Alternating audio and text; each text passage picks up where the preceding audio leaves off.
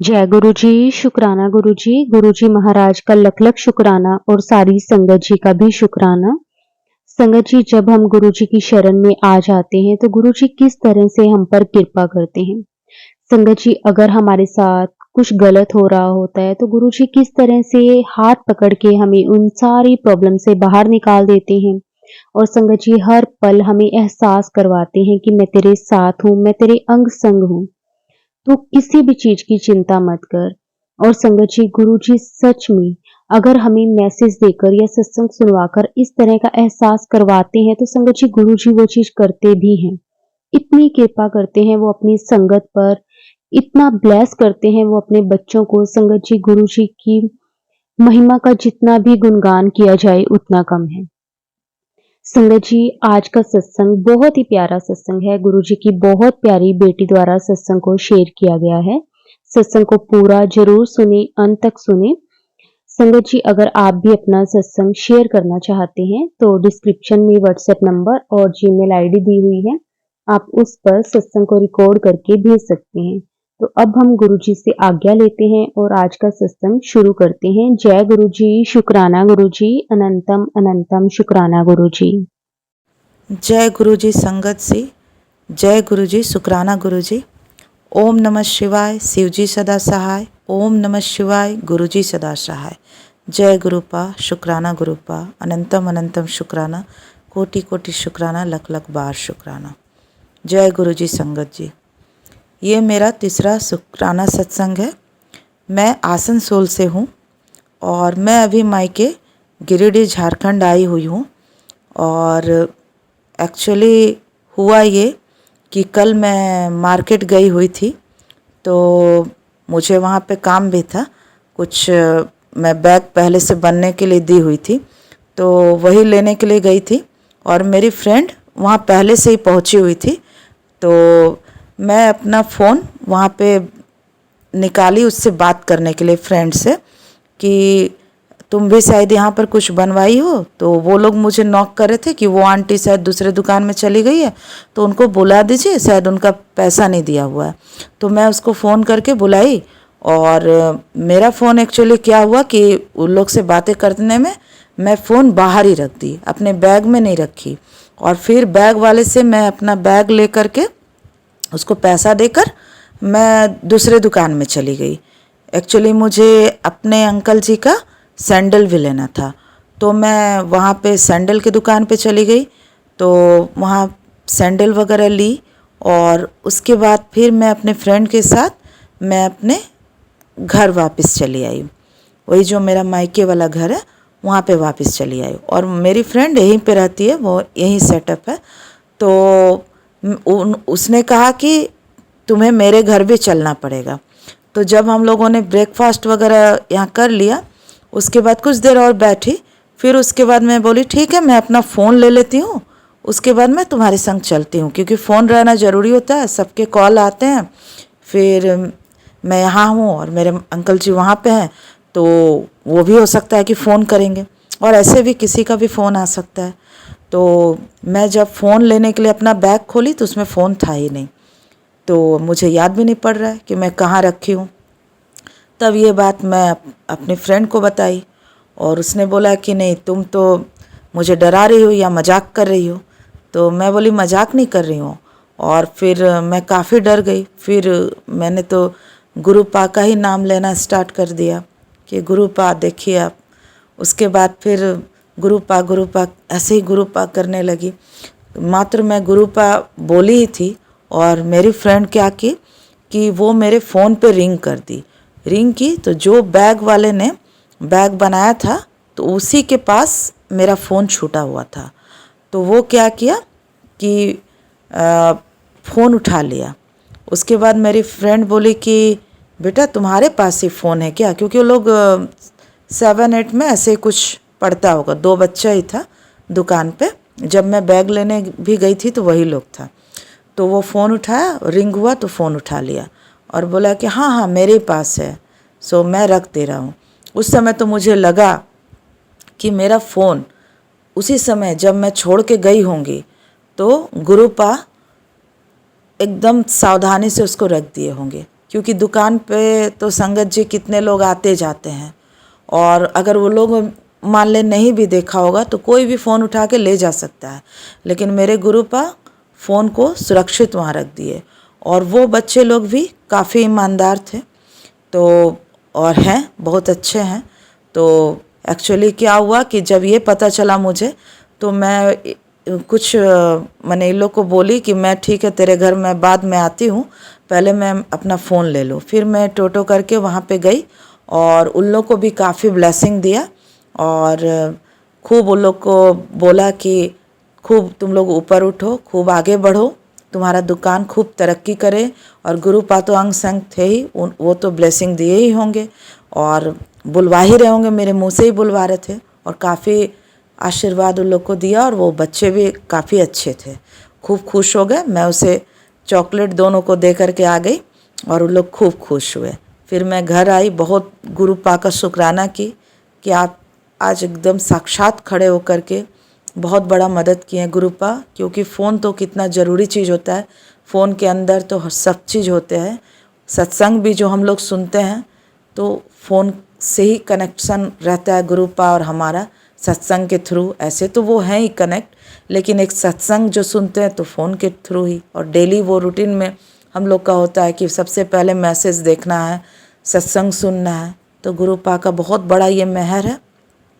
ऐसे ही गुरुपा सबको मेहर बरसाते रहें, सबों पे, सब सर्वदा सबका भला करे, सब संगत का भला करें। लेकिन एक बार की मैं बात बतला रही हूँ कि गुरुपा मेरे घर साक्षात ही शिवरात्रि के दिन आए, जैसे इन द सेंस कि वो कबूतर रूप में हम लोगों को दर्शन दिए। और हम लोग के लिए ये एक चमत्कार से कम बात नहीं है, उनका बहुत बड़ा ब्लेसिंग है।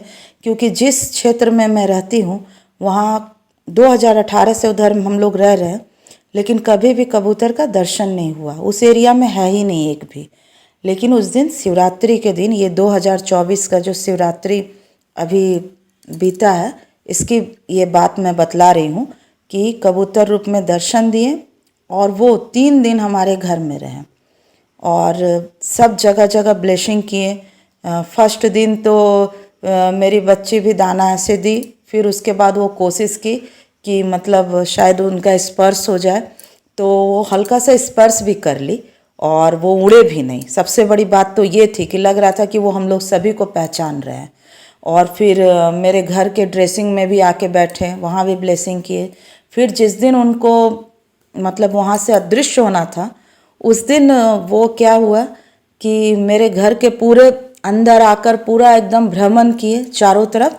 और उसके बाद फिर जब वो छत पर गए और हम लोग फिर देखने गए, वो तीसरा दिन था, तो वो फिर दिखे ही नहीं। उसके बाद से आज तक कभी भी हम लोगों ने नहीं देखा है। मतलब ये एक अद्भुत मतलब ब्लेसिंग था गुरुपा का हम लोगों के ऊपर, कि मतलब ऐसे भी वो मैसेज दे रहे थे कि तुम लोगों के ऊपर बहुत सारा ब्लैक मैजिक है, कोना में एक लाल धागा पड़ा हुआ है, इस तरह का भी मैसेज आ रहा था। तो हम लोगों को लगा कि शायद वो इसी के लिए आए थे, इन सबों को मतलब हटाने के लिए। मतलब ये जो काला जादू है, ब्लेसिंग है, ये आपका ये बोल रहे हैं, सॉरी संगत जी, ये जो आपका मतलब बुरा बुरा लोग करते हैं, एक दूसरे को देखना नहीं चाहते हैं, तो इस तरह का जो ब्लैक मैजिक करते हैं, तो वो मतलब वो हटाने ही आए थे और हम लोग को ब्लेस करने आए थे। और यही सब मतलब मैं बोलती हूँ कि मतलब कितना हम लोग का भाग्य अच्छा है, शायद कुछ अच्छा कर्म किए होंगे कि गुरुपा का इस तरह का दर्शन हुआ। और अभी एक बार की बात और है, हाल में ही, कि यही होली के समय की बात है। उस समय भी मैसेज आ रहा था कि कुछ दिन तुम्हारे ऊपर भारी है। तो क्या हुआ कि उस समय तो होली के समय में तो थोड़ा सा काम भी होता ही है घर के अंदर, तो मैं करते करते थोड़ा सा थकी भी थी और थोड़ा मेरे दायां पैर में अच्छा ही दर्द हो गया था, कमर से लेके एकदम पूरा नीचे तक। और मेरा जो पैर का जो जहाँ पर एड़ी का बगल में है, वहाँ पर थोड़ा स्वेलिंग भी आ गया था और अच्छा ही खासा। और मेरे अंकल जी जब देख रहे थे तो वो बोले कि कैसे हो गया, क्या हो गया। फिर मैं भी नहीं समझ पा रही थी। मैं बोली चले छोड़िए, हम लोग गुरु जी के सानिध्य में हैं तो कोई भी प्रॉब्लम नहीं होगा, सब वही ठीक करेंगे। और ऐसा ही हुआ। मैं अपना अरदास करी गुरु पास से कि आपको ही ठीक करना होगा और कैसे ठीक होगा।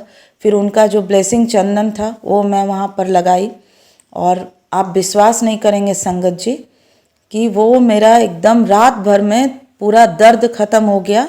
दूसरे दिन एक तितली के रूप में करीबन शाम को वो गुरुपा हम लोगों को दर्शन देने के लिए आए और वो तितली इतनी बेचैन घूम रही थी। उसके बाद वो मेरे दाएं पैर पे जहाँ मेरा स्वेलिंग था और जिधर जिधर दर्द था पूरा स्पर्श की सब जगह पे। और दूसरे दिन तो जो स्वेलिंग भी था वो भी पूरी तरह से ख़त्म हो गया। घर में भी लोग देखे तो ताज्जुब किए कि मतलब ये अचानक से मतलब कितना बड़ा ये ब्लेसिंग किए हैं गुरुजी। तो ये चीज़ हुआ। तो ये गुरुपा का अपने बेटी के ऊपर बहुत बड़ा ब्लेसिंग है और मैं गुरुपा से बहुत ही प्यार करती हूँ। आई लव गुरुपा, एकदम धन धन है गुरुपा, एकदम बहुत ब्लेसिंग करते हैं और हम लोग का बहुत केयरिंग करते हैं माता पिता की तरह। मेरे तो माता पिता नहीं हैं, लेकिन जब से मैं गुरुपा के सानिध्य में आई हूँ मुझे लगता है कि नहीं, मेरे माता पिता वापस ही मिल गए हैं एकदम। तो गुरुपा बहुत ही प्यारे हैं और जब भी उनको छोटी छोटी बातों के लिए भी याद करती हूँ तो वो तुरंत ही वो काम को पूरा करते हैं। मतलब इतना करते हैं गुरुपा हम लोगों के लिए और उनको कोटि कोटि प्रणाम है, लख लख शुक्राना है, श्वास श्वास का मेरा शुक्राना है गुरुपा को। और एकदम ऐसे ही बस ब्लेस करते रहें, सारे संगत को भी सर्वदा भला करे, जो भी लोग कष्ट में हैं सबका भला करे, मेरे भी पूरे परिवार को, मेरे बच्ची, मेरे अंकल जी, फिर पूरे परिवार को एकदम ब्लेस करते रहें, अपना छत्र छाया और कृपा में रखें हर समय।